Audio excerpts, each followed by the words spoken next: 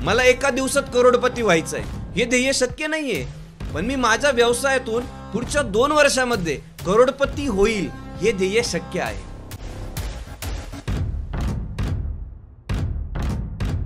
यशस्वी व्हा भाग पहिला. ध्येय कसं ठरवायचं, हाऊ टू सेट गोल्स. नमस्कार मित्रांनो, तुम्हा सगळ्यांना यशस्वी व्हायचंय, बरोबर? पण यश म्हणजे काय आणि ते मिळवण्यासाठी सगळ्यात पहिली आणि महत्त्वाची पायरी कोणती, आज आपण याचबद्दल समजून घेणार आहोत. त्यामुळे हा व्हिडिओ शेवटपर्यंत नक्की बघा.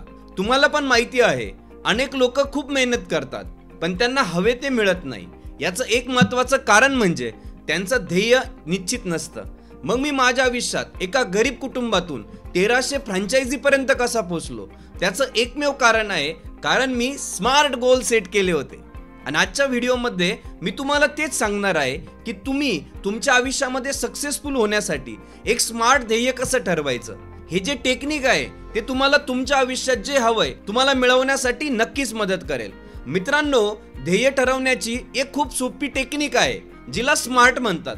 चला तर मग हे स्मार्ट काय आहे हे आपण सविस्तरपणे पाहूया. पहिलं स्मार्ट मध्ये येतो मित्रांनो यस. यस म्हणजे स्पेसिफिक. स्पेसिफिक म्हणजे एकदम स्पष्ट. तुमचं ध्येय एकदम स्पष्ट असलं पाहिजे. मला श्रीमंत व्हायचं आहे हे ध्येय स्पष्ट नाही, पण मला पुढच्या 1 वर्षात 5 लाख रुपये कमवायचे आहेत हे ध्येय एकदम स्पष्ट आहे. दुसरं आहे मित्रांनो यम. यम म्हणजे मेजरेबल. मेजरेबल म्हणजे मोजता येणारं.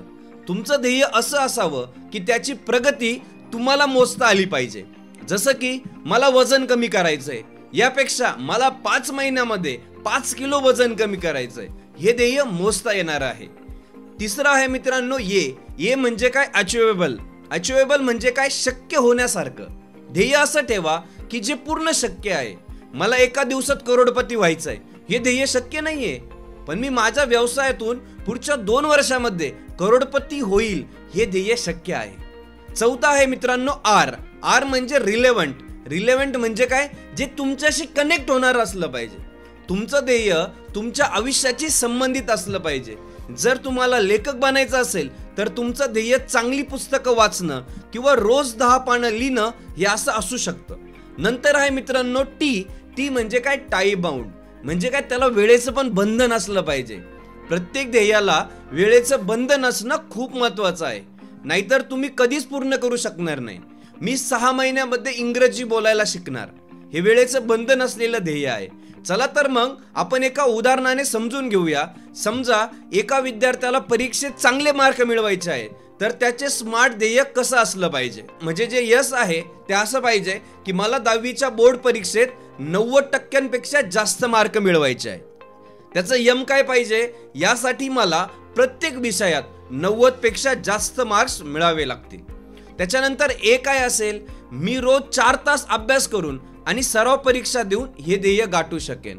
आर काय आहे, चांगलं मार्क मिळाल्यावर मला चांगल्या कॉलेजमध्ये प्रवेश मिळेल, जे माझ्या करिअरसाठी महत्त्वाचं आहे. टी काय आहे, मला येत्या 6 महिन्यामध्ये हा अभ्यास पूर्णच करायचा आहे.